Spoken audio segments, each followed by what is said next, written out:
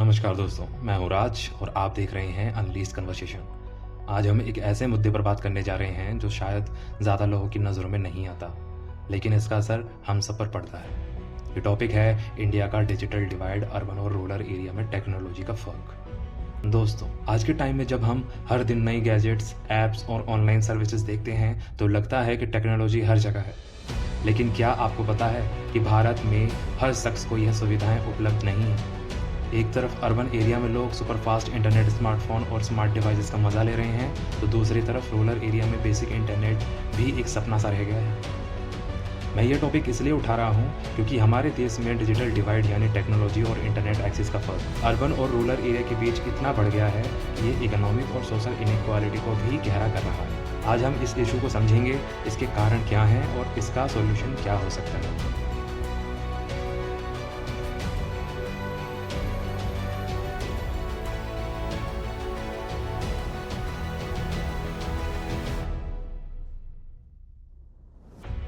तो सबसे पहले हम ये समझने की कोशिश करेंगे कि डिजिटल डिवाइड होता क्या है।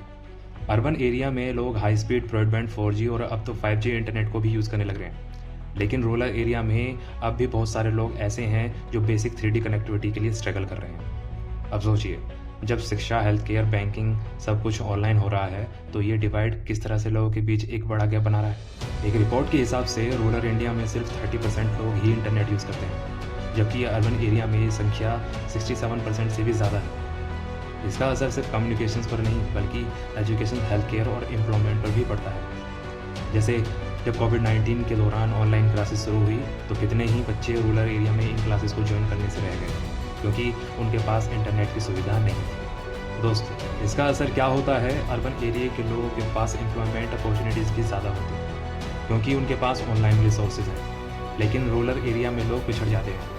यही नहीं, हेल्थ केयर में भी डिजिटल डिवाइड का असर देखने को मिलता है।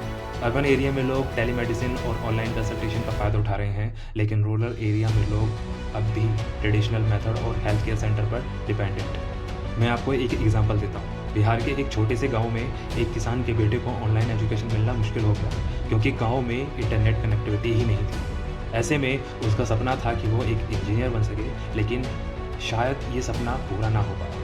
ये सिर्फ एक कहानी है, ऐसे हज़ारों कहानियाँ भारत के गांव-गांव में बिखरी हुई हैं। अब सवाल ये है कि इसका सॉल्यूशन क्या है? सरकार ने कई स्कीम लॉन्च की है जैसे डिजिटल इंडिया, लेकिन क्या ये स्कीम अपनी जगह पहुंच रही है? हमें यह देखना होगा कि ग्राउंड लेवल पर क्या चैलेंजेस हैं, क्या इंफ्रास्ट्रक्चर का इशू है, क्या फंडिंग की कमी है या फिर लोगों में अवेयरनेस की कमी है। मेरे ख्याल से ये ज़रूरी है कि हम डिजिटल लिटरेसी को प्रमोट करें, साथ ही रूरल एरिया में इंटरनेट इंफ्रास्ट्रक्चर को मजबूत बनाएं।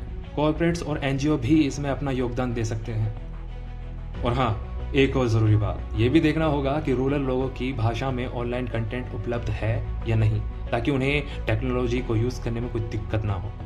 तो दोस्तों, ये थी हमारे आज के डिस्कशन इंडिया के डिजिटल डिवाइड के बारे में। हम ये समझ पाएँ कि ये डिवाइड सिर्फ टेक्नोलॉजी का इशू नहीं है, बल्कि ये सोशल और इकोनॉमिक चैलेंज भी है। अगर हम सब मिलकर इस पर काम करें तो शायद हम एक ऐसे भारत की तस्वीर देख पाएंगे जहां हर इंसान, चाहे वो किसी भी कोने में क्यों ना हो, डिजिटल दुनिया का हिस्सा बन सके।